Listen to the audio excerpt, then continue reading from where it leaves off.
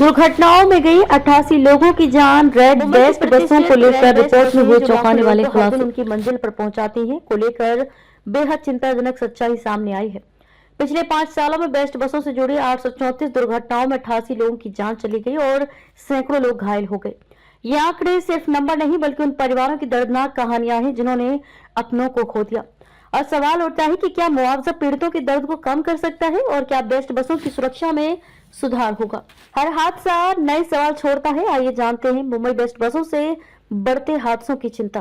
पिछले 5 सालों में बेस्ट बसों से जुड़े 834 हादसों में 88 लोगों की मौत हुई और कई लोग घायल हुए। आरटीआई कार्यकर्ता अनिल गलगली द्वारा प्राप्त जानकारी के अनुसार बृहद Mumbai electric supply and transport best उपक्रम ने पीड़ितों और उनके परिवारों को मुआवजे के रूप में 42 करोड़ 40 लाख रुपए का भुगतान किया है। वरिष्ठ परिवहन अधिकारी एगल बेंजामिन द्वारा साझा किए गए डेटा इन दुर्घटनाओं के गंभीर प्रभावों पर प्रकाश डालते हैं और सड़क सुरक्षा और परिचालन जवाबदेही के बारे में चिंताएं पैदा करते हैं। 352 हादसों में शामिल थी बेस्ट बस। रिपोर्ट में सामने आई जानकारी आपको चौंका देगी।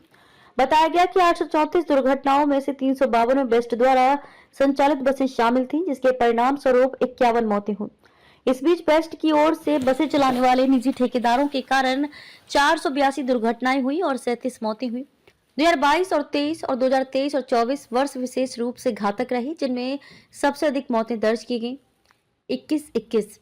ये आंकड़े एक चिंताजनक प्रवृत्ति की ओर इशारा करते हैं जो यात्रियों और पैदल यात्रियों की सुरक्षा सुनिश्चित करने के लिए कड़े उपायों की आवश्यकता को रेखांकित करते हैं।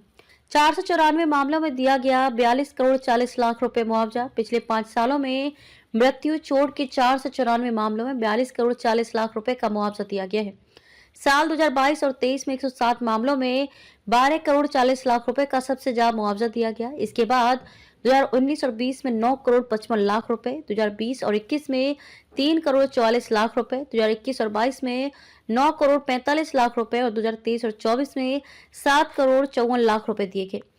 हालांकि वित्तीय मुआवजा शोक संतप्त परिवारों को कुछ राहत दे सकता है, लेकिन ऐसी त्रासदियों से बचने के लिए निवारक उपायों के बारे में सवाल बने हुए हैं।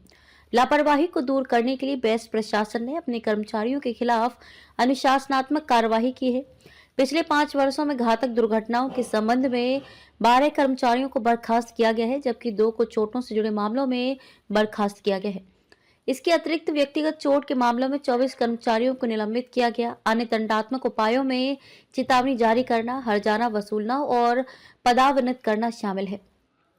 मुंबई करों के जीवन का हिस्सा है बेस्ट बस। कई मुंबई करों के लिए बेस्ट बसें सिर्फ परिवहन का साधन नहीं है, बल्कि उनके दैनिक जीवन का एक अहम हिस्सा है। हालांकि दुर्घटनाएं सार्वजनिक सेवा के एक काले पहलू को उजागर करती हैं, जहां परिचालन संबंधी चुनौतियां, ड्राइवर की थकान और भीड़-भाड़ वाली सड़कें अक्सर दुखद परिणाम देती हैं। गलगली कहते हैं कि ये सिर्फ मुआवजे की बात नहीं है, हर दुर्घटना जीवन की सुरक्षा में विफलता को दर्शाती है। वे बेस्ट प्रशासन द्वारा ड्राइवरों के लिए बेहतर प्रशिक्षण, सुरक्षा प्रोटोकॉल का सख्ती से पालन और बसों के नियमित रखरखाव सहित एक सक्रिय दृष्टिकोण अपनाने की आवश्यकता पर जोर देते हैं। ये आंकड़े बेस्ट के लिए चेतावनी है। ये एक ऐसी सेवा है जो मुंबई के लचीलापन और कनेक्टिविटी का प्रतीक है। चूंकि शहर बढ़ते यातायात और भीड़-भाड़ से जूझ रहा है, इसलिए यात्रियों और पैदल चलने वालों की सुरक्षा सुनिश्चित करना सर्वोच्च प्राथमिकता होनी चाहिए।